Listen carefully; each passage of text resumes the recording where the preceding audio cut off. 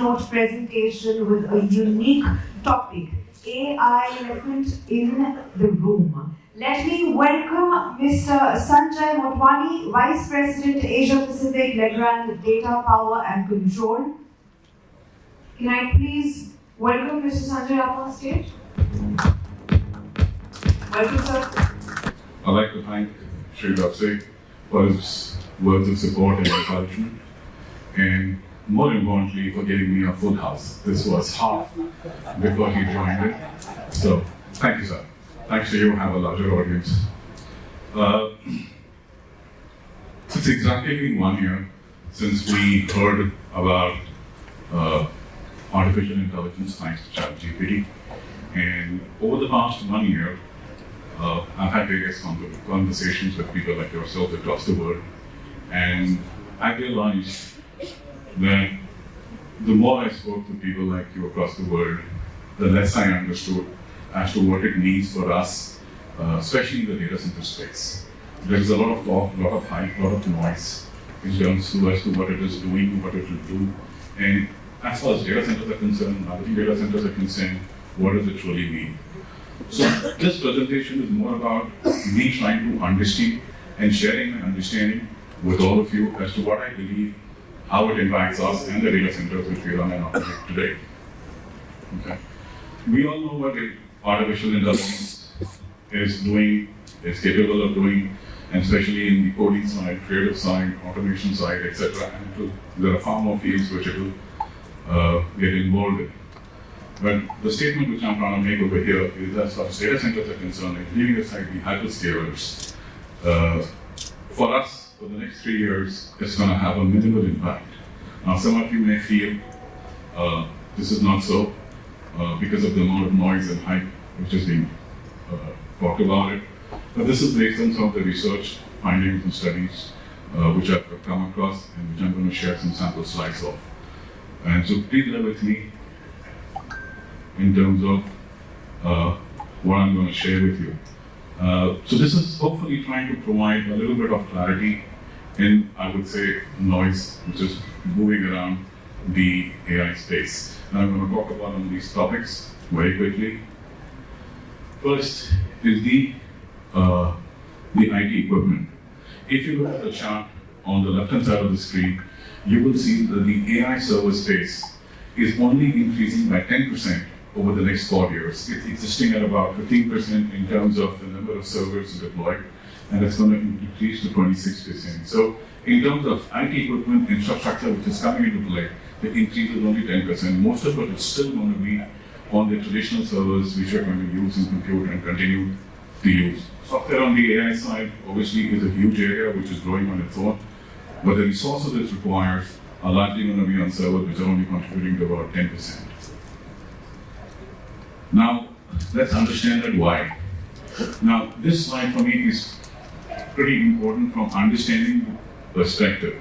Now, if you look at on the top which says 34 billion, 34 to 75 billion, and greater than 175 billion, these are the number of parameters the AI software or the generative AI softwares are being used to develop. Now, before I came across this slide and this data, as far as I was concerned, my understanding, expectation, or assumption was that we're only looking at maybe a few hundred parameters on which the softwares are based. We may have 50, 100, 200. But when you try and understand as to the number of parameters which are going behind in building AI, then you realize the scale and the depth which is needed for this sector, industry, or space to grow. And the examples of the companies which are dealing in are the 34 billion or the Metamorph, you can read them so over here.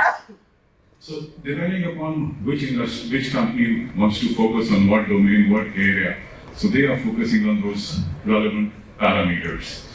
So this is why the impact of the IT servers growing is only 10% because there are a few organizations only which are dealing with this, spending money out of this kind of space.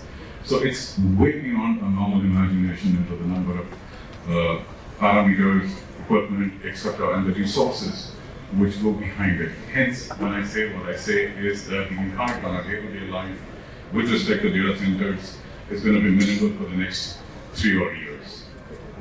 Now let's look at power consumption in a rack. This gets talked about hugely whenever a conversation around AI comes into play. Everybody says you will have AI, you will have excessive power consumption coming into play. It's going to blow the cooling out of proportions. We will not know what's going to happen.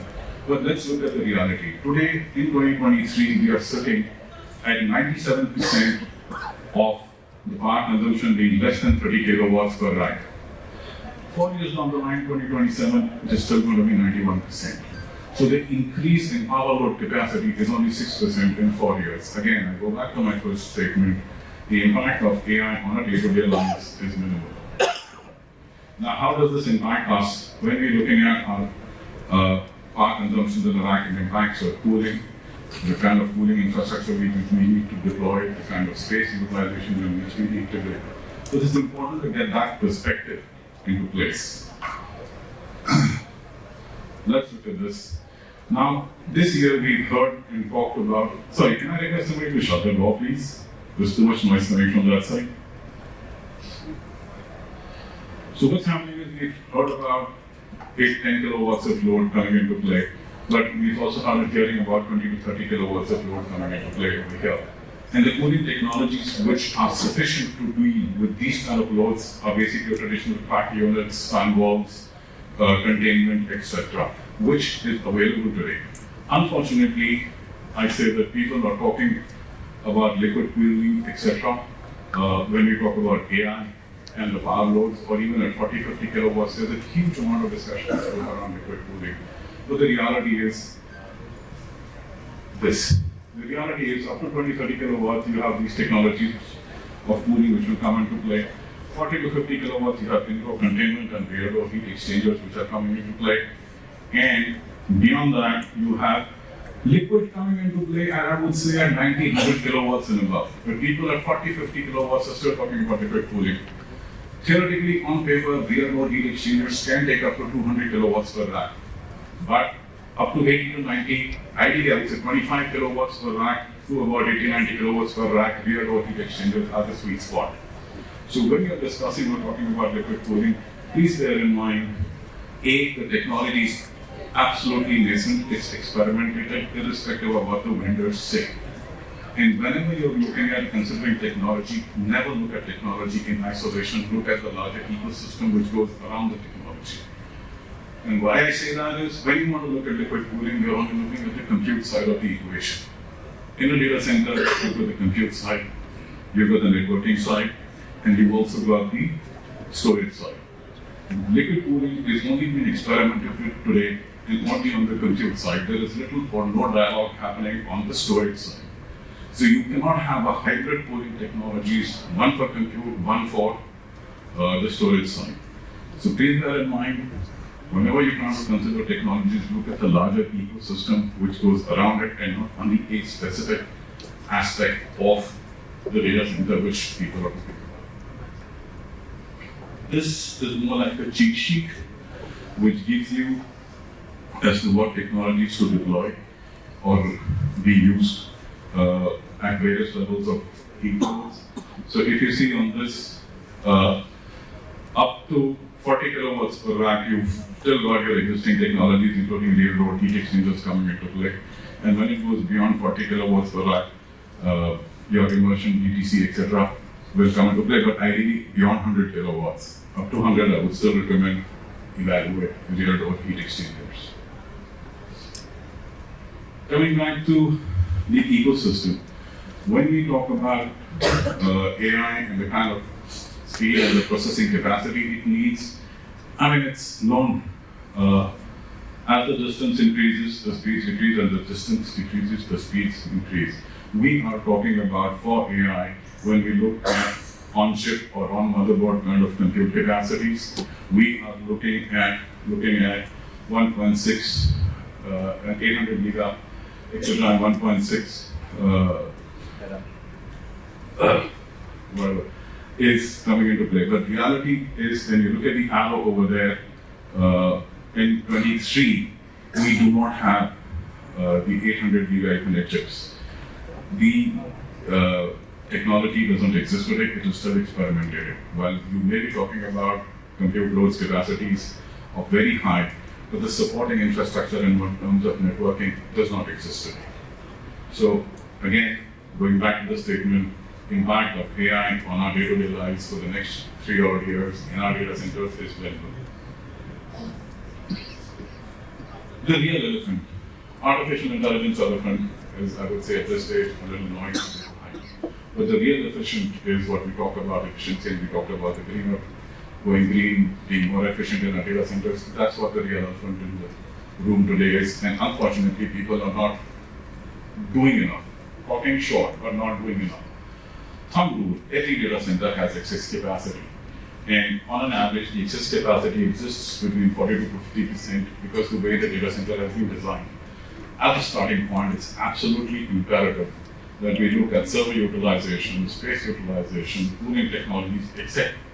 Whatever is there in infrastructure, please look at it, improve the existing infrastructure, utilize that, improve efficiencies. And just to corroborate what I'm saying, this is a chart by Uptime Institute. If you look, the PUE numbers over the years has gone down. But from 2018 to 2023, over the last 5 years, the PUE has remained stagnant. It is at 1.58.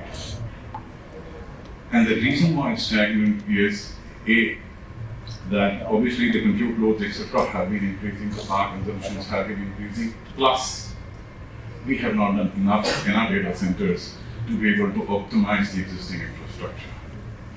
So that is the real elephant in the room, which we need to focus on and talk about. It's good to know what's happening on this other side, etc., which is happening, AI and stuff.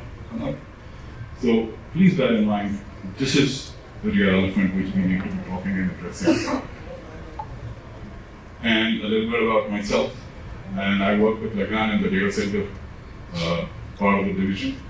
And as an organization, we are about 8 billion euros in presence in 175 countries. In India, we have more than 5,000 employees, and we are doing more than 350 billion. And as far as the product portfolio is concerned, we pretty much cover everything in the data center space portfolio. Thank you.